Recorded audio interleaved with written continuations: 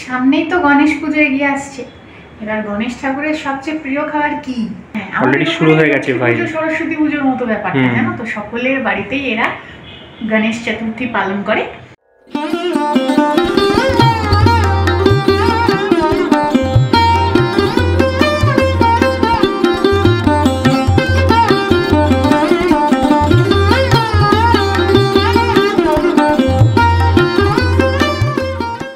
রাবা মোদক, তাই তো? সুজির মোদক, ওরা কিন্তু বলে রাবা মোদক।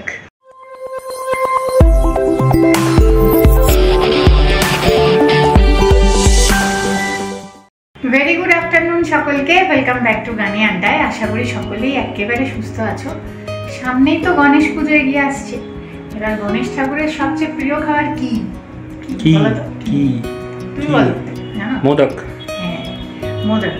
আর লাড্ডুও ভালোবাসে। মানে গণপতি বাপ্পাকে বলা হয় যে লাড্ডুও দেওয়া যেতে পারে, আবার মোদকও দেওয়া যেতে পারে, দুটো খাবারই খুব ফেভারিট। তা মোদক কিন্তু অনেক ধরনের হয়, জানো তো। আমি 2-3 রকম তো ট্রাই করেছি, কিন্তু ভিডিও যা দেখছি তাতে 7-8 রকম 10 রকমও বানিয়ে ফেলা যাবে মোদক। হ্যাঁ, তা আজকে কিন্তু আমি যেটা বানাবো একেবারে সুজি দিয়ে বানাবো, এবং ওই ভিতরে পুর ভরার ঝামেলা রাখবো না, সব একসাথে করে মোদকটা বানাবো। খুব একটা বেশি সময়ও লাগবে না এটা বানাতে। মোদকের মোল্ড আগের বার গণেশ পুজোতে কিনেছিলাম, জানো তো। এখানে যে গণেশ পুজোর স্টলগুলো বসে, তো ওখানে গণেশ ঠাকুর দেখতে গিয়ে আগের বার মোদকের মোল্ড কিনেছিলাম, কিন্তু আগের বার পুজোর পরে কিনেছি, তখন আর মোদক রেসিপি কিছু দেখাইনি। আজকে কিন্তু সুজির মোদক বানাবো, এবং একসাথেই সমস্ত নারকোল, সুজি, মিষ্টি দিয়ে মন্ড তৈরি করে মোল্ডে জাস্ট ফেলে দিলেই হয়ে যাবে। চলো ঝটপট বানিয়ে ফেলি, এবং তোমরাও দেখে নাও, বাড়িতে কিন্তু গণেশ পুজো হলে গণপতি বাপ্পাকে সহজেই করে দিতে পারো। আর এখানে তো প্রত্যেক বাড়িতেই হয়। হ্যাঁ, অলরেডি শুরু হয়ে গেছে ভাই। সরস্বতী পুজোর মতো ব্যাপারটা, জানো তো, সকলের বাড়িতেই এরা গণেশ চতুর্থী পালন করে, এবং 3 দিন 5 দিন 11 দিন এরকম ব্যাপার আছে। আর আগের বার কাকিমারা 5 দিন দেখেছিল বোধহয়। হ্যাঁ, 3 দিন 5 দিন 11 দিন 7 দিন এরকম ভাবে থাকে। সব নিয়ম কানুন তো আমরা জানি না, যেহেতু আমি কোনোবার করিনি। তা মোদকটা কিন্তু ওরা প্রত্যেক দিনই গণপতি বাপ্পাকে দেয়, আর বিভিন্ন ধরনের বানিয়ে দেয়।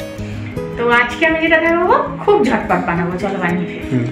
দিয়ে দিচ্ছি 1 চামচ ঘি। ঘিটা গরম হয়ে গেছে, দিয়ে দেবো 1/2 কাপ পরিমাণে সুজি। এটা না একেবারে মিহি দানা সুজি, আর যদি একটু মোটা দানা সুজি হয় তাহলে একটু মিক্সিতে গুঁড়িয়ে নিই।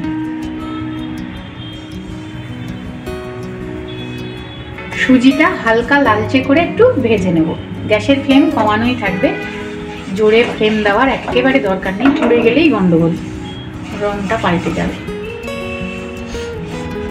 সুজিটা কিন্তু ভাজা হয়ে গেছে এবং সুন্দর একটা গন্ধও বেরিয়ে গেছে, রংটাও চেঞ্জ হয়ে গেছে।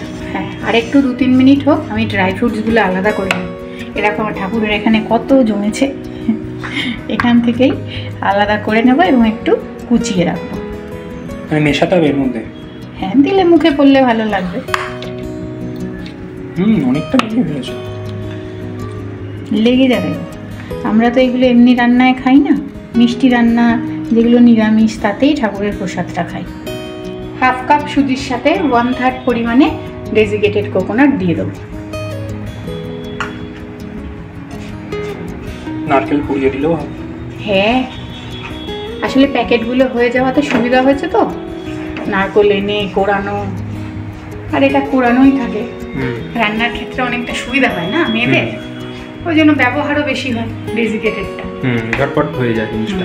দিয়ে দিচ্ছি একটু এলাচের গুঁড়ো। তোমরা চাইলে জায়ফলও দিতে পারো, আমি এটাতে জায়ফল দিচ্ছি না। ড্রাই ফ্রুটগুলো একটু মিহি করে চপ করে নিচ্ছি। এই পর্যায়ে ড্রাই ফ্রুটসগুলো দিয়ে দেবো। এটা আমরা তো আজকে মোল্ডটা দিয়ে বানাবো, সেই কারণে ড্রাই ফ্রুটসটা এর সাথে দিতে পারলাম। যেটা হাতে মোদক বানানো যায় সেই ক্ষেত্রে তুমি ড্রাই ফ্রুটসগুলো দিলে যেটা ফ্রাইড হবে অনেক সময় কড়াইতে গিয়ে ছেড়ে যেতে পারে, অনেক সময় যে ফ্রাইডের সময় তুমি লেচিটাকে বেলবে সেই সময় তুমি দিতে পারবে না। তো এই ক্ষেত্রে তুমি দিয়ে দিতে পারো, মানে যারা মোল্ড ব্যবহার করে করবে সেই ক্ষেত্রে ড্রাই ফ্রুটস দিয়ে দেওয়া যায়। সুবিধা হবে। এবারে দেবো একটু কনডেন্স মিল্ক। আগেই বলে দিই, কনডেন্স মিল্ক দিতেই হবে এমন কোনো বাধ্যবাধকতা নেই, একটু চিনি গুঁড়ো করেও মিশিয়ে দিতে পারো। এইটা আমার সেই গুরু পূর্ণিমা থেকে আনা ছিল, ঠাকুরের ওখানে রাখা ছিল, করব করে আর কিছুই করা হচ্ছে না, এরপর এক্সপায়ারি চলে যাবে, সেই কারণে আমি কনডেন্স মিল্ক দিচ্ছি, নাহলে কিন্তু গুঁড়ো চিনি দেওয়া যেতেই পারে।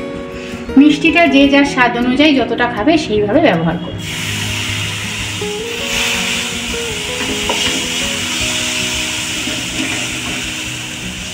গ্যাসের ফ্লেম কিন্তু একেবারে কমানোই থাকবে, তাতে জোরে দেওয়া যাবে না। এবারে এই হাফ কাপ পরিমাণে দুধ নিয়েছি, নর্মাল টেম্পারেচারে রাখা। হাফ কাপ যেহেতু সুজি ছিল, হাফ কাপই দুধ নিয়েছি। লাগলে আর একটু দেবো, আগে দেখে নিই কতটা কি হচ্ছে। সবটা একবারে দেবো না, অল্প অল্প করে দেবো এবং মণ্ডটা তৈরি করে নিই।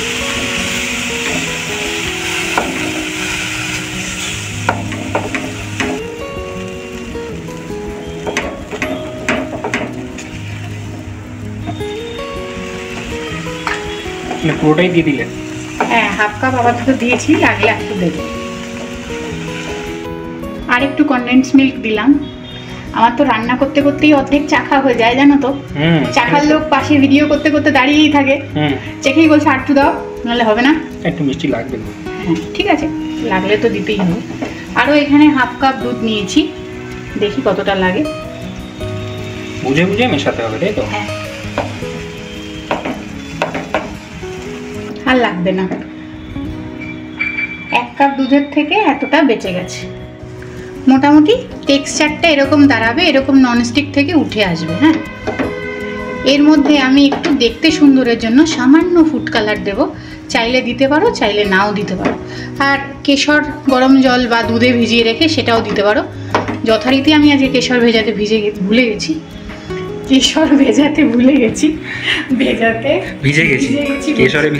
সামান্য একটু ফুড কালার দিয়ে মণ্ডটাকে এবার নামিয়ে নাও।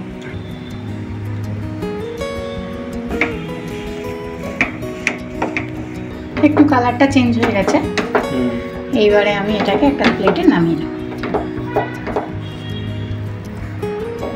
এবারে একটু ঠান্ডা করে নেব।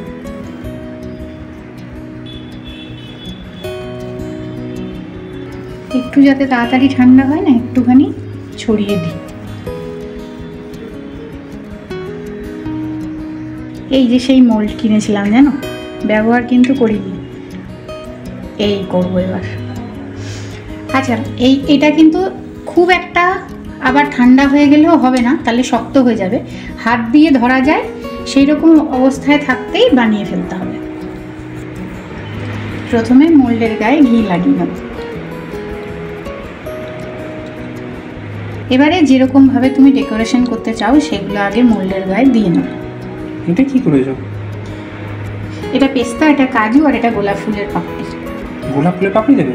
হ্যাঁ, বন্ধ করেও তুমি দিতে পারো ভিতরে মণ্ডটা, আবার এই অবস্থাতেও দেওয়া যেতে পারে।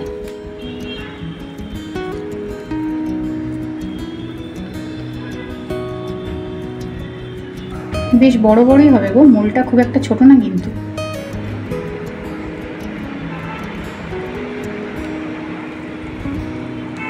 চাপ দিয়ে নিয়ে বাদ বাকি অংশগুলো ধার থেকে সরিয়ে দেবো।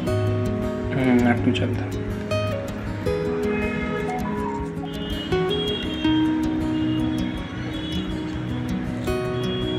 আরে লাভলি, এই যে দারুণ হচ্ছে দেখতে। ভালো ঘুরিয়ে ঘুরিয়ে দেখাও।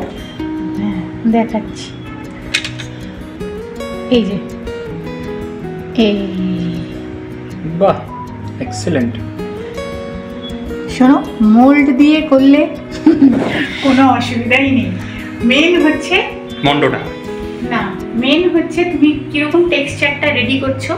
আর দ্বিতীয়ত হচ্ছে যেদিন আমি ফ্রাইড মোদকটা বানাবো সেদিনই হচ্ছে আসল খেলা, হাতে তুমি কতটা সুন্দর বানাতে পারো। মোল্ডে তো ছাপ উঠবেই, সময় বাঁচানোর জন্য তো এখন আমরা রোজ অত সময় দেওয়া সম্ভব না। বা ধরো তোমার 2 দিন পর পর খেতে ইচ্ছা করছে, তুমি একদিন হাতে বানিয়ে হাঁপিয়ে যাবে, পরের দিন মনে হবে একটা মোল্ড থাকলে ভালো হতো। বানিয়ে নেবে এবারে সবকটা রেডি করে নিই। দেখো মোদকের সাইজও কিন্তু স্ট্যান্ডার্ড, দেখো কোনো কিন্তু তুমি বলছিলে না ছোট হবে, কিছু কিন্তু ছোট হয়নি। কারেক্ট।